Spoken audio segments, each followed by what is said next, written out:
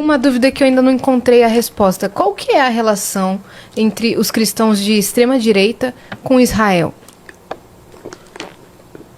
É a leitura bíblica. Porque Israel, na leitura especialmente do Velho Testamento, o Novo não.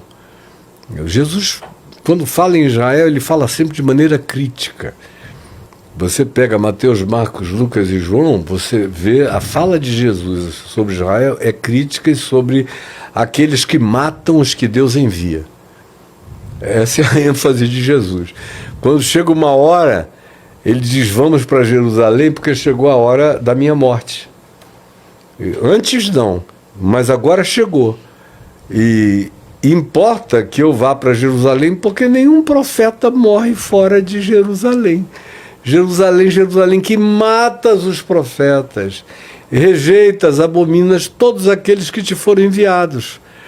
Aí você lê a leitura do Velho Testamento, no entanto, é toda, se você lê o Velho Testamento, é toda anti-Israel. Por quê? São os profetas denunciando o povo de Israel, que era um povo idólatra, que depois do cativeiro em Babilônia pararam de cultuar os ídolos de pau, de pedra, de ouro, isso e aquilo, porque até lá eles também cultuavam isso, e passaram a cultuar o templo, passaram a cultuar o livro, a Torá, passaram a cultuar o sacerdotalismo, passaram a cultuar os ritos e os sacrifícios. Eram idólatras piores do que os pagãos. E tem uma repetição recorrente no Velho Testamento, que é de quase todos os profetas dizem isso. Vocês receberam essa terra como promessa e herança. Entraram nessa terra através de Josué, depois dos 40 anos de peregrinação no deserto, após terem ficado 430 anos no exílio no Egito. Vocês entraram nessa terra e fizeram pior do que todos os habitantes que antecederam vocês desse lugar. Isso não é uma referência, são muitas referências dizendo a mesma coisa. E os profetas, não houve um único profeta que a gente lê na Bíblia que tenha morrido de velho. Israel matava todos eles, como matou, enfim, Jesus. Agora, a ignorância é tão grande que os caras ficam, especialmente de 1947 para cá, porque do ano 70, quando os judeus tentaram fazer uma insurreição contra os romanos e foram atropelados pelo general Tito e Vespasiano e tudo mais, eles foram dispersos. E ficaram dispersos por moto próprio, por vontade própria, até o Holocausto, até o Hitler.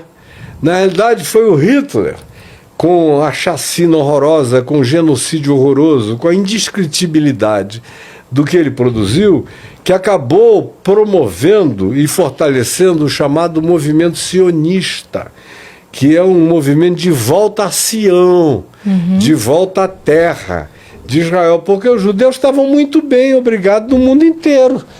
Como tem judeus aqui em qualquer lugar da terra, vivendo muito bem, ganhando dinheiro, aculturados, eles sempre se aculturaram bastante. Foi o impacto e o trauma da Segunda Guerra que gerou, especialmente naqueles que eram os filhos dos massacrados, dos mortos nos campos de concentração, que disseram: a gente quer voltar para a nossa terra.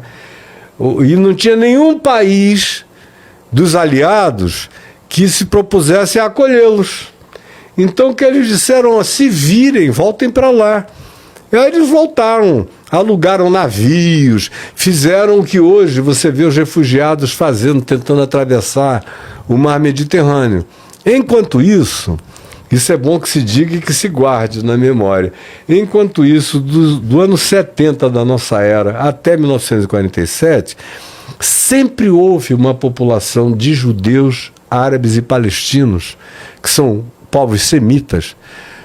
Todo mundo associa o semitismo aos judeus, mas ser semita é ser filho da descendência de Sem, filho de Noé, de onde também procede Abraão, que é o pai dos judeus e o pai dos árabes.